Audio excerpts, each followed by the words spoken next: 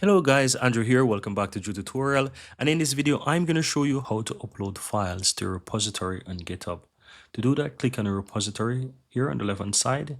And from here, you can choose under codes that you can add files, right? You also have your project here as well.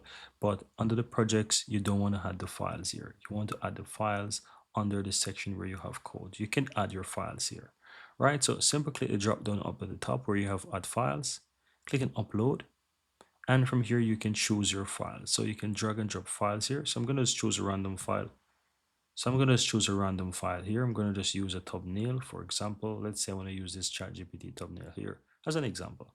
Click on that, and as you can see here, it basically uploads a file. This is the name of the file, and I can add a name of the file. I can put a little description. It's really up to me. So I'm going to just say GPT as an example. Description GPT. You can put something more meaningful because you know what you'll be using it for anyways, and just simply choose commit changes, and you will see that it's processing the file. And that's it. The file is now uploaded, guys. And that's it, guys. Very easy and very simple how to upload files on your GitHub repository.